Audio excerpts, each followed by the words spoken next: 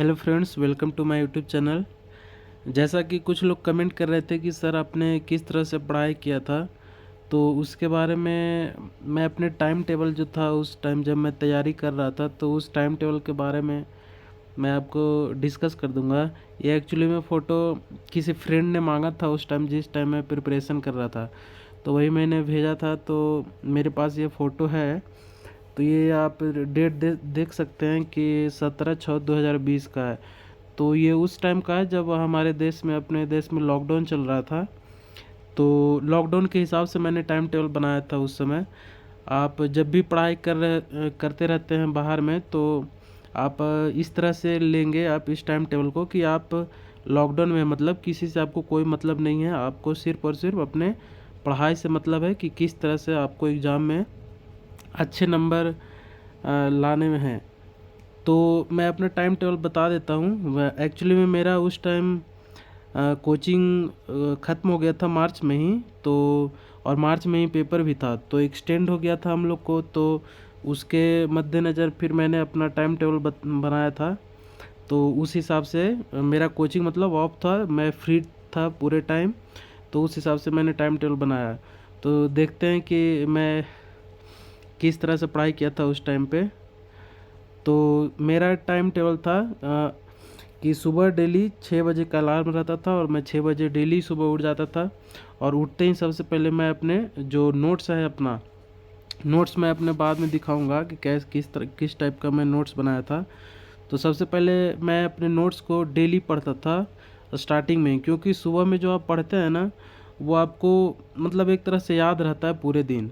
तो मैं सबसे पहले उठते ही 6 बजे उठता था और 8:15 तक पढ़ाई करता था। फिर उसके बाद मैं फ्रेश होकर थोड़ा सा रिलैक्स होकर फिर 9 ओ क्लॉक से स्टार्ट करता था। तो फर्स्ट पहले टेक्निकल पढ़ा, फिर थोड़ा सा ब्रेक ले लिया। फिर उसके बाद मैंने जीएस पढ़ता था। जीएस में कौन से क्वेश्चन जो एसएससी जो प्रीवियस ईयर पूछ चुकी है पहले, वो उसका बुक था मेरे पास, घटना चक्र का। तो उससे मैं पूरा ऑब्जेक्टिव लगाता था 1.5 घंटे। 1.5 घंटे में आप कम से कम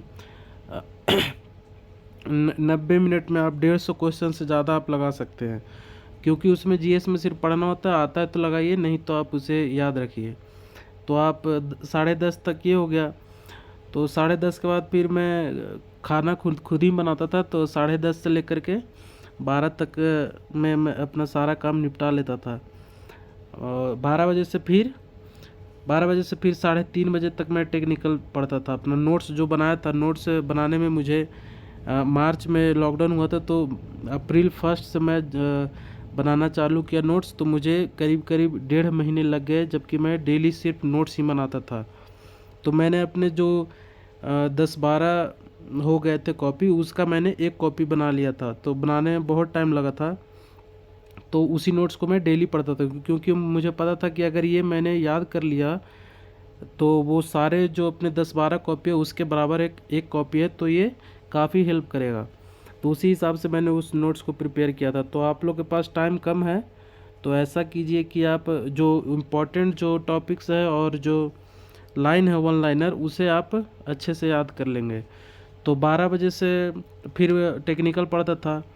तो 12 से पहले मैंने टाइम टेबल रखा 3:30 तक पढ़ूंगा। तो 3:30 तक रखा, फिर आधे घंटे का ब्रेक लिया। फिर 4 बजे से 7 बजे तक एमसीक्यू लगाता था टेक्निकल। और वैसा एमसीक्यू जो मैंने टेक्निकल नोट्स उस दिन वो सब्जेक्ट नहीं पढ़ा है, उसके अलावे एमसीक्यू लगाता था। ऐसे साथ में दो दो चलाता था। मतलब टेक्निकल पढ़ रहे हैं, मान लिया सोम का, तो क्वेश्चन लगाऊंगा मैं एफएम का। ऐसे दोनों साथ साथ चलता रहेगा, और नोट्स पढ़ने में ज़्यादा टाइम नहीं लगता था। 10-12 पेज का था एक सब्जेक्ट, तो वो कंप्लीट हो जाता था जल्दी जल्दी।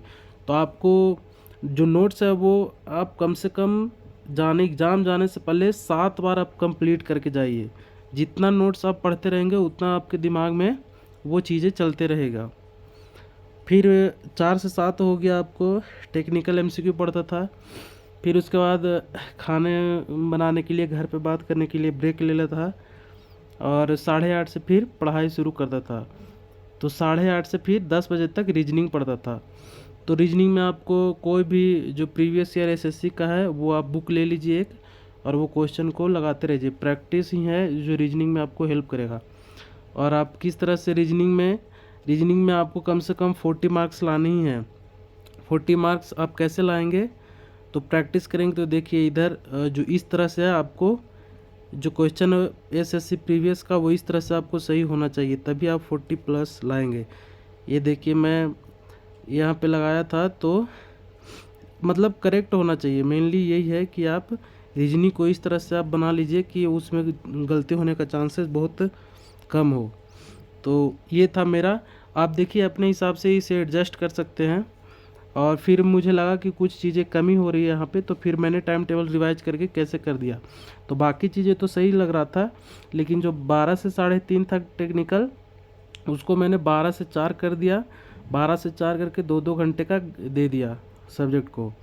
और फिर दे दिया एक 4:30 से, आधे घंटे का ब्रेक लेकर 4:30 से 7।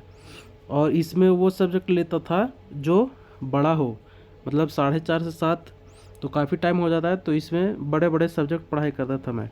तो सबसे पहले क्यूएससी, सोम और एफएम तीनों को एक साथ लिया। और जो क्वेश्चन लगाता था मैं एमसीक्यू में, इसमें वो ऐसे सब्जेक्ट को लगाता था कि जो मैं उस टाइम पढ़ नहीं रहा हूँ, तो सारी चीज़ें होती चली जाएगी साथ साथ में। तो ये था मेरा पढ़ने का टाइम टेबल। और देखिए, ये मान लिया आपको टाइम टेबल ठीक नहीं लग रहा है, तो आप 15 दिन बाद फिर से चेंज कर दीजिए। मतलब आप जहाँ वीक हो रहे हैं थोड़ा सा, उसे मॉडिफाई कर लीजिए और उस हिसाब से पढ़ाई कीजिए। ऐसे बैलेंस तरीके से पढ़ेंगे तो बहुत आसानी हो जाएगी हद तक। और पढ़ने का तरीका सबका अलग अलग हो सकता है ये, लेकिन जाना सभी को है एक ही एग्ज़ाम में। तो आप किसी भी तरह से पढ़ाई करें, जाना एक ही एग्ज़ाम में है। और तरीके अलग अलग हो सकते हैं, लेकिन सबके मंजिल एक ही हैं। तो मेरा जो टाइम टेबल था वो इस तरीके से था। इसमें आपको कहीं भी कोई डाउट होता है तो आप पूछ सकते हैं। और मैं अपना नोट्स दिखाता हूँ उस टाइम का, किस तरह से मैं अपना बनाया था नोट्स। ये देखिए एक इरिगेशन का मेरे पास ये एक फ़ोटो मैंने किसी को सेंड किया होगा, तो वो है मेरे पास। तो मैं ऐसा लिखता था कि वो सिर्फ़ और सिर्फ मैं मतलब खुद ही पढ़ पाऊँ। किसी ने मांगा तो मैंने उसे भेजा, तो बोल रहा है ये नोट्स बनाया है कि तुम ये कोडिंग किए हो। तो मैं सारी चीज़ लिख दिया था इसमें, और छोटे छोटे अक्षरों में जो भी इम्पोर्टेंट था वो सारे लिख दिया इसमें। तो ये है वो फ़ोटो। नोट्स देख लिया आप किस तरह से मैंने बनाया था। और मेरे बारे में ज़्यादा जानना चाहते हैं तो मैंने इंटरव्यू भी दिया था इंजीनियर गुप्ता चैनल पे, तो ज़्यादा जानना चाहते हैं तो वहाँ देख सकते हैं आप। और लॉकडाउन था उस टाइम में, ऑब्जेक्टिव क्वेश्चन लगाते समय मेरे पास कॉपी ख़त्म हो गया था, तो मैं जूता मंगाया था। तो जूते में जो वो पेपर्स रहता है ना, रैपर्स, तो उसे मैं ओपन करके इस पे लिखना स्टार्ट कर दिया था, क्योंकि दुकानें उस समय बंद हो गई थी। तो इस तरह से पढ़ाई किया था। तो आप मतलब कम टाइम है आपको, अगस्त में अभी पेपर, अभी एग्ज़ाम फॉर्म फिल होगा, फिर आप नवंबर में पेपर देंगे, तो काफ़ी कम टाइम है। तो आप कम टाइम को किस तरह से यूटिलाइज़ करना है ये आप समझ सकते हैं। अपने मतलब जो कम चीज़ें हैं वही में सीमित हो जाएं। मतलब अब ऐसा नहीं है कि यूट्यूब पे इतने सारे चैनल्स, तो सारे चैनल्स का वीडियो देखने लगे, पूरा क्वेश्चन लगाने लगे। आप किसी एक चीज़ को फिक्स कर लीजिए, एक टारगेट बना लीजिए कि मुझे इस बुक को ख़त्म करना है। और एसएससी जेईई प्रीवियस ईयर तो ज़रूर लगाएंगे, उसमें से काफ़ी क्वेश्चन रिपीट हो सकता है। और 2020 से थोड़ा पैटर्न चेंज हो गया है, तो न्यूमेरिकल्स पार्ट पे ज़्यादा फोकस करेंगे आप लोग। और ये रीजनिंग मैंने किस तरह से ये ABCD याद कर लिया था नंबर वाइज, तो आप बोलेंगे तो इस पे एक वीडियो मैं बता दूंगा, काफ़ी इजी होता है ऐसे। तो उस तरीके से आप पढ़ेंगे तो रीजनिंग भी बहुत ही आसान है, कोडिंग डिकोडिंग से क्वेश्चन ज़्यादा आते हैं। तो ये था मेरा पढ़ने का तरीका, GS और रीजनिंग और टेक्निकल अपना। और कोई भी डाउट हो तो पूछिए। तब तक के लिए जय हिंद।